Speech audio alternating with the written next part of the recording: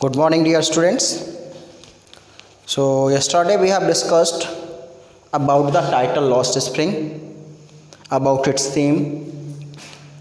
So, कल हम लोगों ने क्या डिस्कस किया हुआ था? That here we will discuss two stories, and in both of the stories, the author Anish Jung has been describing that how in India a number of children have lost their childhood just because of different reasons. तो आज उसी से related हम पहली story पढ़ेंगे और इस story में हमने कल डिस्कस किया हुआ था that this story is about a place which is known as Seemapuri. ये कहाँ की स्टोरी? सीमापुरी की स्टोरी है। एंड वेयर इट इज़, ये भी कल बताया था that it is situated near by Delhi, Delhi के पास है। And what kind of place is it? कैसा प्लेस है? It has been considered as the biggest slum area of India. सबसे बड़ा स्लम एरिया माना जाता है। अगर कुछ लोग स्लम एरिया नहीं जानते हों तो उनको बताया, जैसे मुंबई में धारावी बोला जाता है, झुग्गी झोपड़ियाँ, वहाँ बहुत ही गंदगी रहती है। या अगर नहीं जानते तो आप लोग जैसे बाई ट्रेन कानपुर गए होंगे आप लोग, और आपने देखा होगा आउटर पर ट्रेन रुकती है तो ट्रेन ट्रैक के किनारे छोटे छोटे इतनी ऊंची ऊंची दीवारें होती हैं, उसी पे टीन या कुछ रखकर छत बना लेते हैं। कितनी गंदगी होती है वहाँ पे वो लोग रहते हैं। तो इस प्रकार की जो बस्तियाँ होती हैं उनको हम स्लम एरिया बोलते हैं। तो ये भी स्टोरी कहाँ की है? This story is about a place which is known as Seemapuri. All the people who live there, जितने भी लोग रहते हैं वहाँ वो सब क्या काम करते हैं? They use to do the work of rag picking. वो सब कूड़ा बीनने का काम करते हैं। तो जैसे मैंने बताया था आपको कि जो एनिश जंग है, she has written a number of stories regarding the condition of children. बच्चों की स्थिति के जानने के लिए, कंडीशन को बताने के लिए उन्होंने बहुत सारी स्टोरीज लिखी हैं और उन सारी स्टोरीज को एक बुक में डाला और बुक का नाम क्या दिया है? The stories of stolen childhood.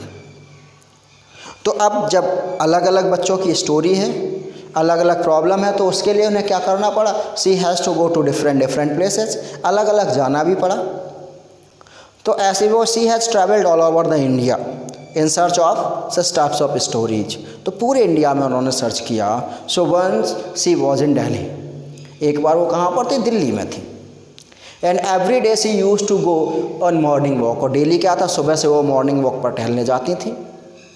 And every day in the morning she use to meet with a number of rag picker boys, और डेली वो उनकी मुलाकात किससे होती थी? बहुत सारे रैक पिकर बॉयज़ से होती थी। रैक पिकर में कूड़ा बीनने वाले बच्चों से होती थी।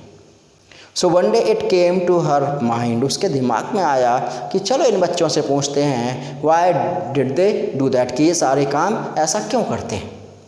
दो this is not a good work, कितना गंदा काम है कूड़ा बीनना, ये बच्चे ऐसा काम क्यों करते हैं? चलो आज हम उनसे पूछते हैं। तो ये स्टोरी वहीं से शुरू होती है। So she asked why do you do this? I ask sahib whom I encounter every morning scrounging for gold in the garbage dumps of my neighborhood. So she said that in my neighborhood there were garbage dumps. वो कहती है कि दिल्ली में जहाँ मैं रहती थी मेरे पड़ोस में कूड़े के ढेर लगे रहते थे। And every day I encounter Sahib, encounter face to face meet. तो डेली मैं जब जाती थी सुबह सुबह साहिब या इसके जैसे बहुत सारे बच्चे वहाँ मिलते थे और क्या करते थे? दे यूज टू स्क्राउच द गोल्ड। स्क्राउच मतलब सर्च। मैं कहती डेली जब मैं सुबह मॉर्निंग वॉक पर जाती थी तो मैं देखती थी कि छोटे छोटे बच्चे मेरे घर के बगल में जो कूड़े के ढेर लगे रहते हैं उन कूड़े के ढेर से गोल्ड सर्च करते थे, सोना सर्च करते थे। मतलब क्या कूड़े के ढेर में गोल्ड मिलता है? अगर गोल्ड मिलना शुरू हो जाए तो सब लोग सारा काम धंधा छोड़ के कूड़े के ढेर को ही बीन रहे हों। गोल्ड नहीं मिलता है। लेकिन यहाँ गोल्ड से मतलब क्या है? जैसे गोल्ड की बात की जाए, it has been considered very precious, बहुत ही कैसा मानते हैं? बहुत ही कीमती मानते हैं। तो ऐसी ये जो सीमापुरी में रहते थे, जैसे मैं बहुत प्यासा हूँ तो उस समय मेरे लिए सबसे ज़्यादा प्रीसियस क्या है? पानी। मैं बहुत ही भूखा हूँ, मेरे लिए सबसे ज़्यादा प्रीसियस क्या है? रोटी। तो ऐसी जो स्लम एरिया में रहने वाले लोग थे, इनके लिए सबसे ज़्यादा प्रीसियस वो थिंग्स थी जिनसे वो पैसा कमा सकें। तो कूड़े के ढेर में जो पॉलीथीन मिला, जो बॉटल्स मिला, जो प्लास्टिक मिला, जो आयरन मिला, वो बेच के ये लोग क्या कमाते थे, पैसा कमाते थे। तो वो चीज़ें दूसरों के लिए कूड़ा करकट थी, लेकिन इनके लिए वो चीज़ें क्या थी, जस्ट लाइक गोल्ड। तो इसीलिए कहा है, तो एनिस यंग क्या है, every day she used to go in morning walk, daily वो सुबह सुबह मॉर्निंग वॉक पर जाती थी। And every day she used to see that a number of children used to search things in the garbage dumps of her neighbourhood club, कि मेरे बगल में जो कूड़े के ढेर थे वहाँ डेली बच्चे आते थे और कूड़े के ढेर से सामान बीनते थे। सो one day I called one of the boy, एक दिन मैंने उनमें से एक लड़के को बुलाया, and the name of that boy was Sahib, और उसका नाम क्या था, साहिब था। एंड आई आस्क्ड हिम, और मैंने उससे पूछ लिया, why do you do this, कि ये बताओ बेटा, ये काम इतना गंदा है, आप इसको क्यों करते हैं, आप ये कूड़ा क्यों बीनते हैं, आप ऐसा क्यों करते हैं। अब क्या है, यहाँ पर थोड़ा सा बैकग्राउंड दिया जा रहा है साहिब का, कि वो कौन था, कहाँ से आया, यहाँ क्यों है। तो यही है, Sahib left his home long ago, उसका जो रियल होम था, he has left his home long ago, actually he belongs to Bangladesh. आपने सुना होगा बहुत ज़्यादा बांग्लादेशी जो शरणार्थी वो इंडिया में रहते हैं। तो ये लोग सीमापुरी में भी जितने लोग रहते हैं, they all have been migrated from Bangladesh, ये भी सब बांग्लादेश से माइग्रेट होकर आए थे। तो उसकी हिस्ट्री बताई जा रही है कि ये कहाँ से आया था। तो उसने यही कहा that Sahib left his home long ago, ये जो अपना रियल घर था वो तो ये बहुत पहले ही छोड़ चुका था। Set amidst the green fields of Dhaka, so where was his house, उसका घर कहाँ था, his house was situated in the green fields of Dhaka, Dhaka के हरे भरे मैदानों में इसका घर था। तो ये अपने घर को छोड़कर यहाँ रह रहा था। His home is not even a distant memory, is not even a distant means far, ये कोई बहुत पुरानी बात नहीं थी, कुछ दिन पहले ही अभी उसकी पूरी फैमिली ढाका के ग्रीन फील्ड को छोड़कर यहाँ सीमापुरी में सेट हो गई थी। और ऐसा उन्होंने क्यों किया, because there were many storms that swept away their fields and homes, his mother tells him. तो उसने अपनी माँ से पूछा होगा कि जब हमारा घर था ढाका में तो हम वहाँ से छोड़ के यहाँ क्यों आ गए।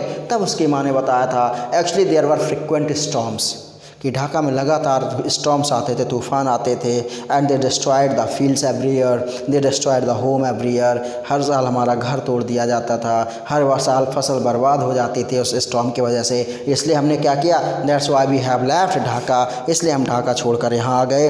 That's why they left looking for gold in the big city where he now lives. उन्होंने बताया हम वहाँ रहते तो थे, we have our own home, we have our own land, but still we don't have to ईट।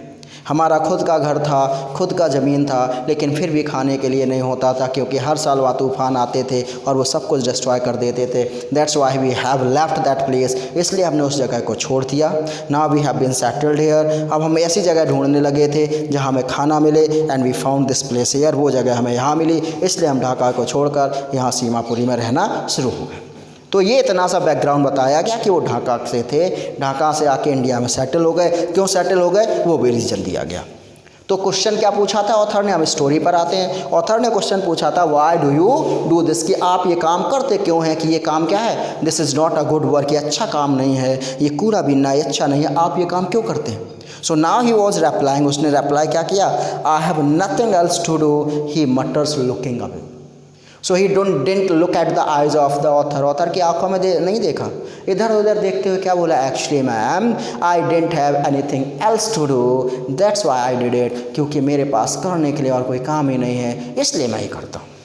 तो जब उन्होंने पूछा आप ये काम क्यों करते हो, तो उस लड़के का आंसर क्यों था, क्योंकि मेरे पास करने के लिए और दूसरा काम नहीं है, इसलिए मैं ये काम करता हूँ।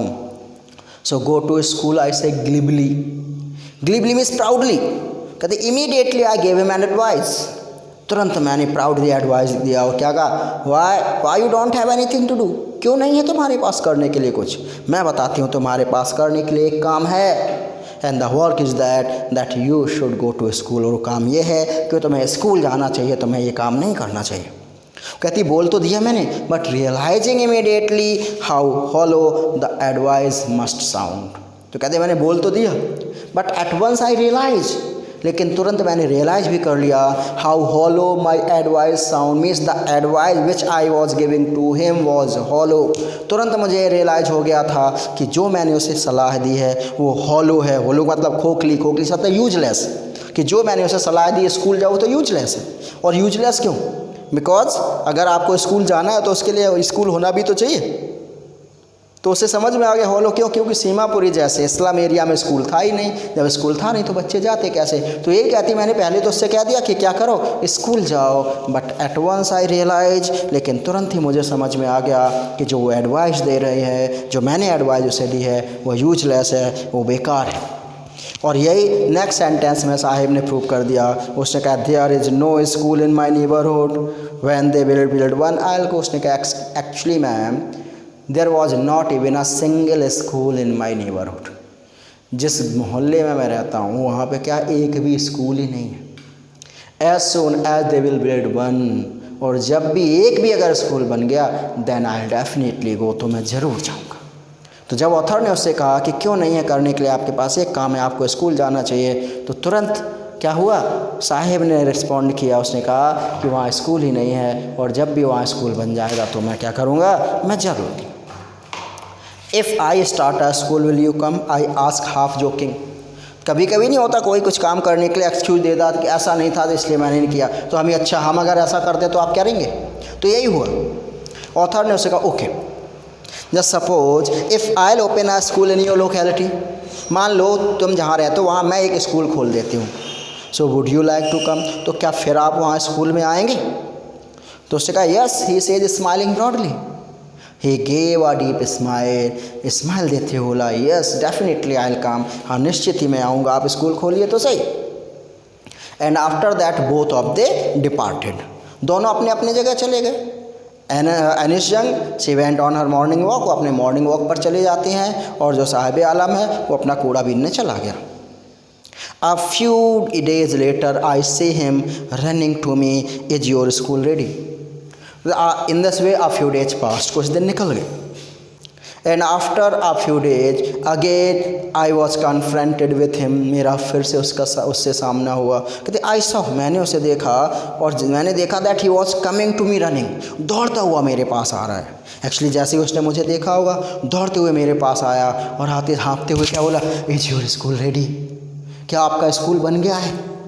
तो कहते हाँफते हुए दौड़ता हुआ मेरे पास आया, आके सीधा यही पूछा आपका स्कूल बन गया। It takes longer to build a school, I say, embarrassed at having made a promise that was not meant. क्योंकि स्कूल तो मुझे खोलना नहीं था, मैंने तो केवल ऐसे ही पूछ लिया था। अब मैं उस लड़के से ये तो नहीं कह सकती थी कि मुझे स्कूल नहीं खोलना है, तो मैं क्या कहूँ। तो कहती आई गेव एन एक्सक्यूज़, मैंने एक बहाना बनाया। और क्या एक्सक्यूज़ दिया, that it took a lot of time to open a school. कहती स्कूल खोलने में बेटा बहुत टाइम लगता है, इतनी जल्दी नहीं खुल जाता। But I was feeling ashamed on my self, लेकिन आज मुझे अपने ऊपर शर्म आ रही, अपने आप पर शर्म आ रही थी। क्यों, because I was making a promise that was not means, because I was making a false promise, क्योंकि आज मैं एक झूठा वादा कर रही थी। तो कह रही मैंने उस लड़के से कहा कि स्कूल खोलने में टाइम लगता है, लेकिन आज मुझे अपने ऊपर शर्मिंदगी महसूस हो रही थी, क्योंकि मैं उस लड़के से झूठा वादा कर रही थी, मुझे तो स्कूल कभी खोलना नहीं था। But it is human nature. Human nature क्या होता है कि जब हम गलती करते हैं और जब शुरू में हमें रियलाइज़ हो जाता है कि हमने गलती की है, तो हम क्या करते हैं, पश्चाताप करते हैं, रिग्रेट करते हैं। लेकिन कुछ समय बाद हम कोई ना कोई ऐसा तरीका ढूंढ लेते हैं जिससे हम ये प्रूव कर लेते हैं नहीं, जो हमने किया वही सही है। तो यही हुआ, शुरू में क्या हुआ, she was feeling ashamed on herself, पहले उसे अपने ऊपर शर्म आ रही थी, लेकिन फिर क्या हुआ, फिर उसने सोचा but promises like mine abound in every corner of his bleak world. What happened if I make a promise, मुझे लगा अगर मैंने एक प्रॉमिस कर दिया तो क्या है, बट प्रॉमिसेस लाइक माइन, मेरे जैसे प्रॉमिस, मेरे जैसे मतलब झूठ promise, around in every corner of his bleak world. Bleak किसको बोलते हैं, कंप्लीटली एम्प्टी। उसने कहा इनका संसार वैसे ही कैसा है, पूरी तरीके से खाली है, और इनका जो पूरी तरीके से खाली संसार है वो किससे भरा हुआ है, फॉल्स प्रॉमिसेस, मेरे जैसे प्रॉमिसेस से भरा हुआ। मतलब क्या हुआ, जैसे नहीं होता इलेक्शन का टाइम आता है, नेताजी होते हुए ऐसे एरियाज में जाते हैं, स्लम एरियाज में, and he gave a number of promises, बहुत सारे प्रॉमिस करके आते हैं कि आप मुझे वोट दीजिए, मैं जीत जाऊंगा, तो पक्का घर, स्कूल, हॉस्पिटल, सड़क, लाइट, पानी, सारी चीज़ें। इलेक्शन जीतने के बाद नेताजी कुछ देते हैं वहाँ, तो वहाँ रहने वाले लोगों को क्या मिलता, केवल झूठे वादे मिलते हैं। यही तो है। तो उससे यही कहा कि जो स्लम एरिया में रहने वाले लोग हैं वैसे तो इनका जीवन पूरी तरीके से खाली है, लेकिन भरा हुआ भी है। किससे भरा हुआ है? मेरे जैसे प्रॉमिसेस से, झूठे वादों से भरा हुआ है। तो इनका जीवन तो वैसे ही झूठे वादों से भरा हुआ, उसमें मैंने भी एक कर दिया तो क्या बुरा कर दिया। तो ये सोच के उसने अपने आप को कंसोल कर लिया। After months of knowing him I ask him his name. So see that in this way months past, कई महीने गुजर गए, और कई महीने गुजरने के बाद क्या हुआ, आई मंथ्स ऑफ नोइंग हिम, मैं उसे बहुत अच्छे तरीके से जानने लगी थी। So but still I don't know his name, मैं आज तक उसका नाम नहीं जानती थी। So one day I called him, मैंने उसे बुलाया, and I ask his name, मैंने उससे पूछा ये बताओ आपका नाम क्या है। साहिब आलम ही अनाउंसेड, सो ही इंट्रोड्यूस हिमसेल्फ एज साहिब आलम, उसने बताया कि उसका नाम साहिब आलम है। He does not know what it means. If he knows its meaning, Lord of Universe, he would have a hard time believing it. So he told me that his name was Sahib Alam. उसने बताया कि उसका नाम साहिब आलम है। But the boy didn't know the meaning of his name. लेकिन वो जो लड़का था साहिब आलम, वो अपने नाम का मतलब नहीं जानता था। And if he knew the meaning of his name, अगर वो अपने नाम का मतलब जानता भी ना, then he would not believe in it, तो शायद वो इस पर विश्वास ना करता। क्यों विश्वास नहीं करता? Actually the meaning of his name is the Lord of universe. इस नाम का मतलब क्या था? लॉर्ड ऑफ यूनिवर्स, इस पूरे ब्रह्मांड का लॉर्ड, इस पूरे यूनिवर्स का लॉर्ड, इस पूरे ब्रह्मांड का स्वामी, मालिक।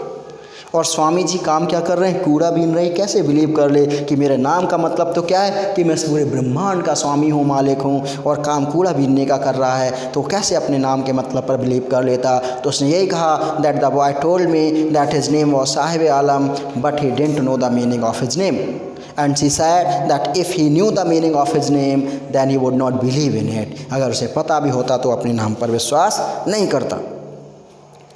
Unaware of what his name represents, he roams the streets with his friends, an army of barefoot boys who appear like the morning birds and disappear at noon. So he was completely unknown by the meaning of his name. वो अपने नाम के मतलब से पूरी तरीके से अनजान था। And he just roams the streets. रोम किसको बोलते हैं? आवारागर्दी करना, अननेसेसरी घूमना। वो सीमापुरी की गलियों में, दिल्ली की गलियों में अपने दोस्तों के साथ घूमता था। और वो भी क्या? Army of bare footed boys.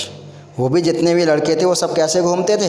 Bear footed, सब नंगे पैर इधर उधर घूमते थे। And they have been compared just like bird, कहते जैसे बर्ड्स होते हैं उनसे कंपेयर किया। क्यों? They appear in the morning and disappear in the noon. जैसे नहीं होता सुबह सुबह होता है, सारे बर्ड्स अपने अपने घोंसले छोड़ के खाने की तलाश में आते, दोपहर तक पेट भर गया वापस घोंसले में चले जाते। ऐसे ही सुबह सुबह ही सारे बच्चे अपने घरों से निकलते थे। क्यों? क्योंकि आपने देखा हो मोस्टली घर में हम क्या करते हैं, झाड़ू लगती है, सफाई होके सुबह ही कूड़ा बाहर फेंक जाता है। तो ये सुबह इसलिए जाते थे क्योंकि अगर लेट गए तो दूसरा बीन के चला जाएगा। तो ये बच्चे भी सुबह सुबह बर्ड्स के जैसे जल्दी आते थे और दोपहर होते होते सारा बीन के वापस अपने घर चले जाते थे। तो इन बच्चों को किससे कंपेयर किया गया है? बर्ड से कंपेयर किया गया है। Why aren't you wearing chappals? I asked one. The one day I called one of the boy. कहते एक दिन मैंने उनमें से एक को बुलाया। कहते actually over the months I recognise each of them. कई महीने ऐसे गुजर गए और जितने लड़के थे मैं सबको पहचानने लगी थी। So one day I called one of the boy. एक दिन मैंने उनमें से एक को बुलाया और मैं देखते थे सारे बेयर फुटेड घूमते थे, पैरों में कुछ पहनते ही नहीं थे। तो मैंने उनसे ये पूछा why aren't you wearing chappals, आप ये बताओ आप कभी भी चप्पल क्यों नहीं पहनते हैं? तो उसने मुझे बताया that my mother did not bring them down from the safe. He answer simply. तो क्या उस लड़के ने सिंपली आंसर किया that actually I have only one pair of slipper, और चप्पल की भी एक पेयर ही है और वो माँ ने संभाल के सेफ के ऊपर रखी हुई है, वो कभी मुझे देती नहीं इसलिए मैं नहीं पहनता हूँ। तो तभी एक छोटा सा लड़का और बगल में खड़ा था, उसने क्या कहा even if she did he will throw them off. अगर इसकी माँ इसको स्लीपर या चप्पल दे भी देगी then he would not wear, ये पहनेगा नहीं, he would throw them off, उन्हें फेंक देगा। It's another who is wearing shoes that do not much. और जिस लड़के ने कहा था ही वोर शूज, उसने शूज पहने हुए थे लेकिन कैसे शूज, एक में दूसरा पहना था। उसने कहा अगर इसकी माँ इसे दे भी देगी तो पहनेगा नहीं, फेंक देगा। क्यों फेंक देगा? क्योंकि आपने सिंपल सा मूवी अगर देखी होगी भाग मिल्खा भाग, तो उसमें देखा है उसे जब शूज़ दिए जाते पहनता नहीं, फेंक देता। क्यों? Because he was not habitual for that. तो ये आज तक उसने स्लीपर नहीं पहना है, चप्पल नहीं पहना है, तो he was more comfortable without slipper और चप्पल। तो इसने यही कहा अगर इसकी माँ को स्लीपर और चप्पल देगी तो ये पहनेगा नहीं, वो उसको फेंक देगा। When I comment on it, he shuffles his feet and says nothing. और देखिए जब मैंने उससे कि आपने एक ऐसे शूज़ पहने हुए हैं अलग अलग, तो उसने कुछ नहीं कहा. He just went his head down, shuffles से अपने पैरों को उसने रगड़ना शुरू कर दिया. I want shoes, says a third boy who has never owned a pair all his life. कहते तभी मैंने देखा एक तीसरा लड़का वहाँ पर था छोटा सा, और वो मुझसे क्या बोला, I also want a pair of shoes, मुझे भी शूज़ चाहिए. एक्चुअली इस लड़के ने आज तक अपनी ज़िंदगी में कभी भी शूज़ नहीं पहने हुए थे. Travelling across the country I have seen children walking barefoot. कहते मैं पूरे कंट्री में मैं होकर आई हूँ और मैंने देखा कि पूरे इंडिया में बहुत सारे बच्चे बेयरफुटेड नंगे पैर घूमते रहते हैं. इन सिटीज़ ऑन विलेज, और शहरों में भी और गाँव में हर जगह बच्चे ऐसे ही दिखते हैं. It is not lack of money but a tradition to stay barefoot is one explanation. And when I asked to their parents, और जब मैंने उनके पेरेंट्स से पूछा कि आपके बच्चे barefooted क्यों घूमते हैं, तो उन्होंने एक्सप्लेनेशन क्या दिया, that it is not lack of money. पैसे की बात नहीं है, actually it is a tradition to stay barefoot, कि हमारे यहाँ परंपरा है बच्चे ऐसे ही घूमते हैं. तो किसी ने भी ये नहीं कहा कि पैसे की बात है, सबने क्या, पैसे की कोई बात नहीं, एक्चुअली हमारे यहाँ परंपरा है इसलिए बच्चे ऐसे घूमते हैं. कहती मैं समझ गई. I wonder if this is only an excuse to explain away a perpetual state of poverty. I understood that by saying that they just wanted to hide their state of poverty. वो बेचारे ये कैसे कह दें कि हमारे पास इतने पैसे नहीं हैं कि हम अपने बच्चों को चप्पल या स्लीपर पहना पाएँ. तो अपनी गरीबी को छिपाने के लिए ये उनका बहाना है. और बहाना क्या है कि पैसे की बात नहीं है, उनके यहाँ का कल्चर है, बच्चे क्या होता है बिना शूज़ बिना स्लीपर के रहते हैं. Thank you. इसके बाद बच्चों को हम लोग कल डिस्कस करेंगे.